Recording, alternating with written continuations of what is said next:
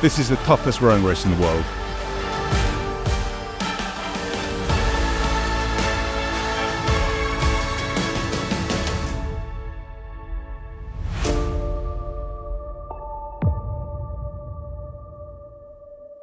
Hi, my name's Professor Feiko Feidel. I'm from the University of Portsmouth and I'm working on the GB Row Challenge project.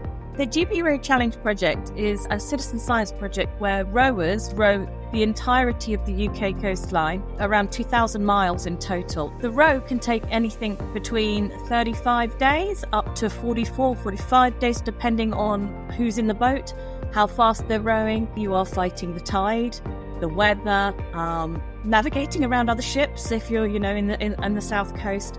So it can be pretty challenging. Some people see this as a race and they will be going all out to try and get a world record, but other people are actually going much more for the experience, to see the British Isles in all its majesty from the sea.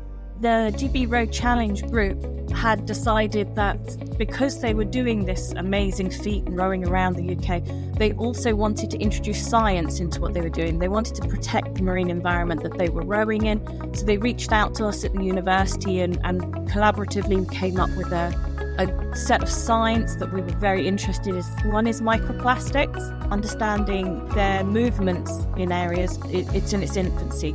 Although we started to see more and more data published on the number of microplastics, how those change over time in the same locations over years, none of that's really been looked at in any depth yet.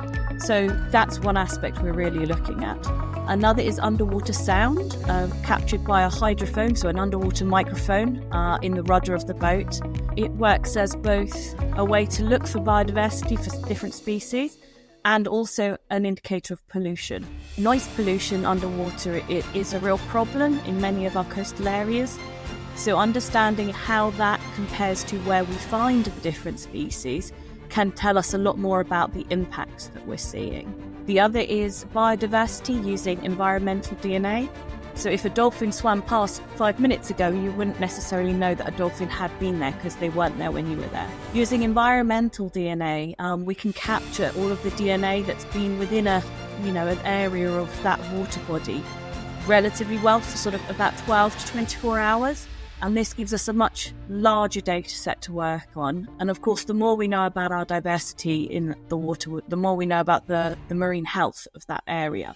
For the environmental DNA, rather than the rowers having to collect the water and push the water through the filter themselves, that's now on an automated pump system. And the rowers just need to take the filter off, put a bit of preservative in it, put it away, put the next filter on. We collected 66 samples and we found over 120 species, marine vertebrate species, in those samples, which is a good proportion of the number of species you would expect to see in the UK. We're really pleased with the data we collected in that sense.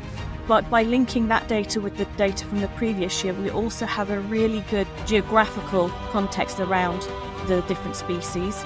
Over the next few years, we'll also start to see how those species are moving. So fish often don't stay in one place, they move around year to year. So one of the things that we saw was a movement in the cod species, which is a vulnerable species here in the UK, the Atlantic cod.